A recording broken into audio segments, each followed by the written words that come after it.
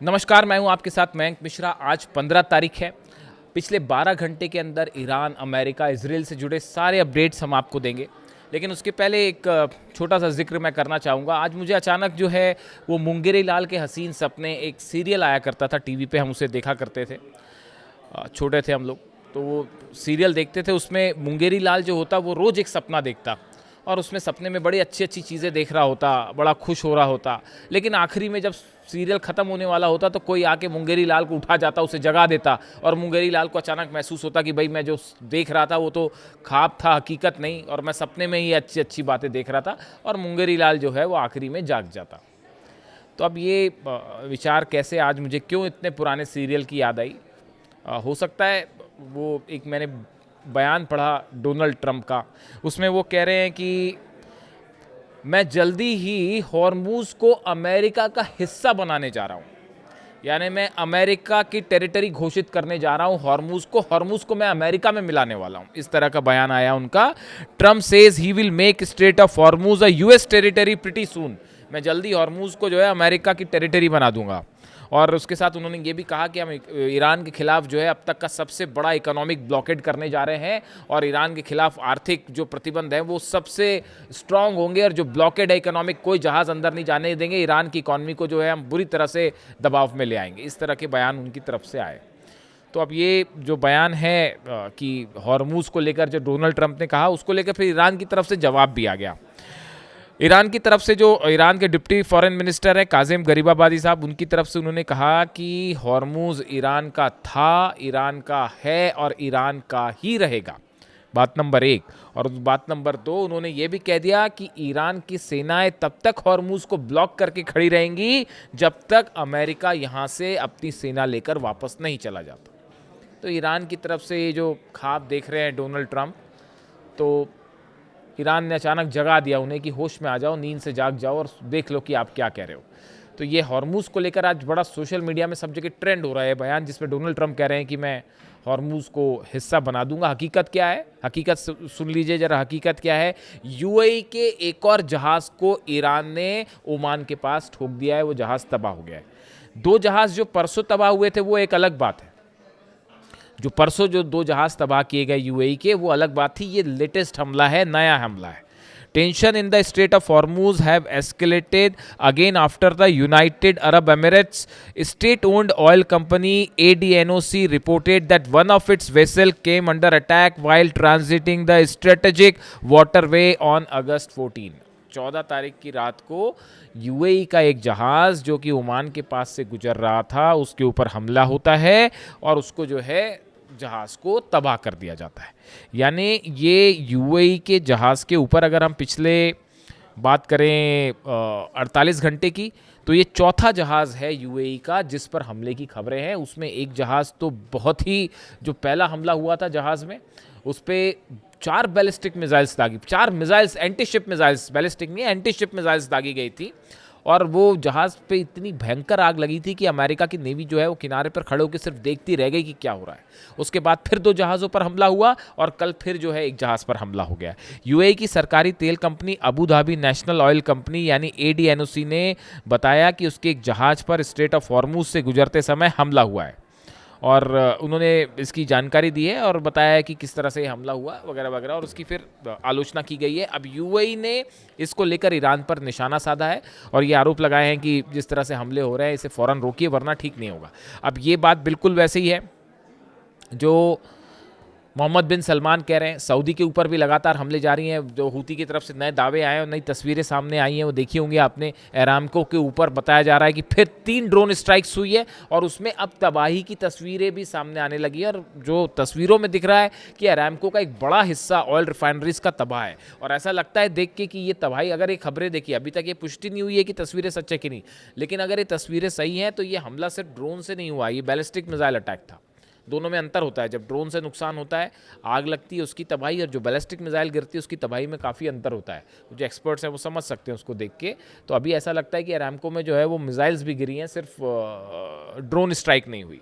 तो वहाँ पर मोहम्मद बिन सलमान परेशान है और उन्होंने यूएई के जो जहाज़ जलाए जा रहे हैं इसको लेकर जो है वो ईरान को चेतावनी दी गई है सऊदी की तरफ से और कहा गया है कि अगर इस तरह के हमले जारी रहे तो फिर इसका जवाब दिया जाएगा। ये बात सऊदी कह रहा है। हूती की तरफ से हमले लगातार जारी हैं।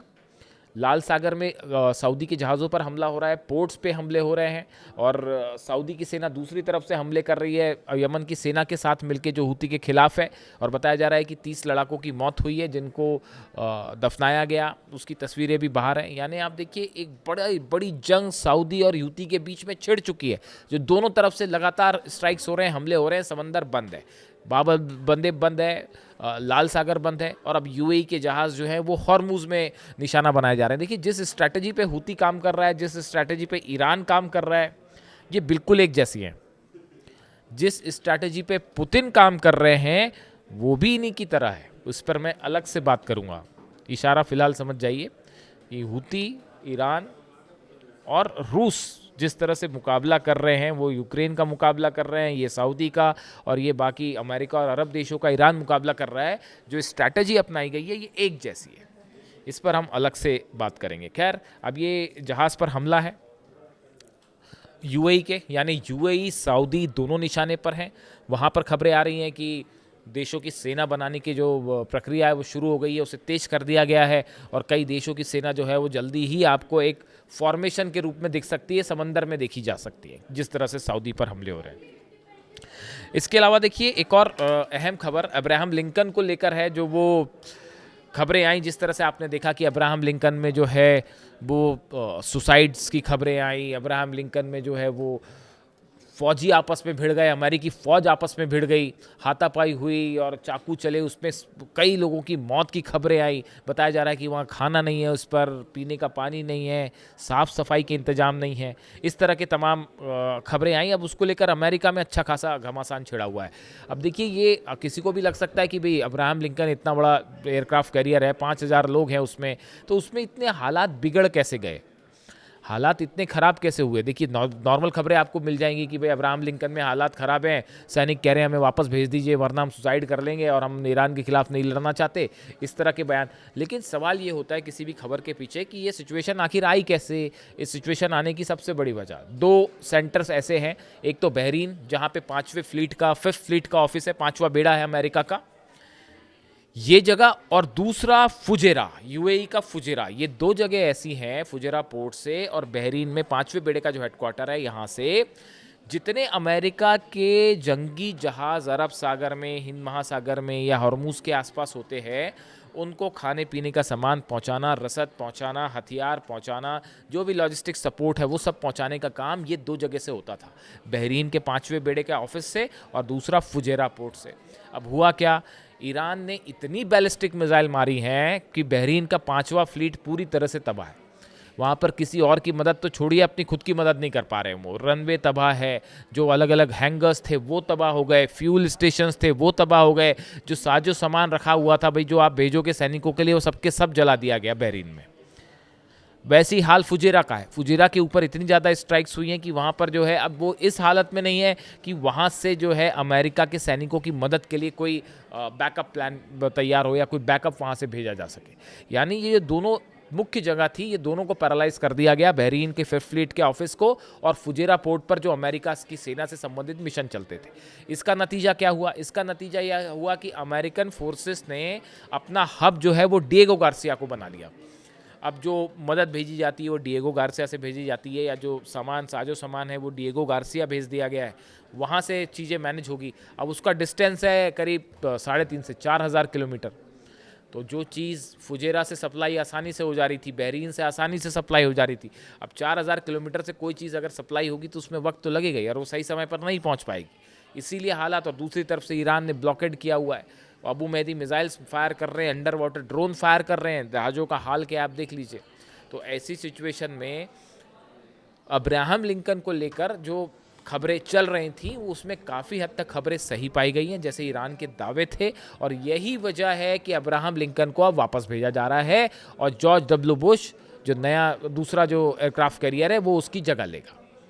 यानी आप देखिए पूरे अरब में ईरान के पास हॉर्मूज़ में, बाबल मंदेब में, लाल सागर में, आप जहाँ भी देखें वहाँ पर जो खबरें आ रही हैं आप उनका नेचर देखिए। वो खबरें इसी तरह की हैं, अरब देशों के जहाज़ जल रहे हैं, सऊदी का जहाज़ जल गया, यूएई का जहाज़ जल गया, ऑयल टैंकर पर हमले हो गए, अमेरिका जो है उसको अब्राहम लिंकन वापस भेजना पड़ गया, अमेरिका के सैनिकों के मारे जाने की खबर है, अमेरिका के ड्रोन गिर रहे हैं, MQ-9 रिपर ड्रोन को फिर ठोक दिया ईरान ने। वो ईरान के अंदर प्रवेश कर रहा था, एंटर ईरान की टेरिटरी में, आसमान में था। ईरान ने अपना नया डिफेंस सिस्टम मारा और MQ-9 रिपर ड्रोन, अरबों रुपए कीमत है जिसकी, वो तबाह कर दिया गया। तो आप खबरों का नेचर देखिए, सच अपने आप समझ आ जाता है। आप खबरें देखिए, अमेरिका के ड्रोन तबाह, सैनिक सुसाइड कर रहे हैं, सैनिक कह रहे हैं कि साहब हम नहीं लड़ेंगे, इस तरह की जो तमाम खबरें, इनका नेचर ये बता रहा है कि ये जंग ईरान जीत चुका है। ट्रंप और उनकी सेना बुरी तरह से पिटी है हॉर्मूज़ में और ईरान के साथ जंग में, ऐसा तमाम लोगों की राय है। अब बस सवाल ये है कि डोनाल्ड ट्रंप आखिर कब मानेंगे।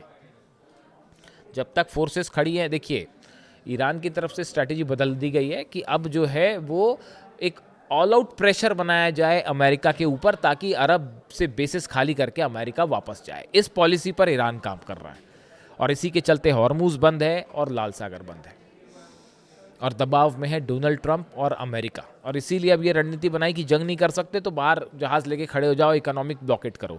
इकोनॉमिक ब्लॉकेट वाली बात आई ही ऐसे क्योंकि मिलिट्री जंग में जो है वो ईरान भारी पड़ गया, इसीलिए ब्लॉकेट वाली खबर है। फिलहाल हॉर्मूज़ बंद है, लाल सागर बंद है, ज़बरदस्त जंग चल रही है हूती और सऊदी के बीच। इससे जुड़ा जो भी अपडेट होगा आप तक पहुँचाऊँगा। कमेंट करके बताइए वीडियो कैसा लगा। Thank you so much.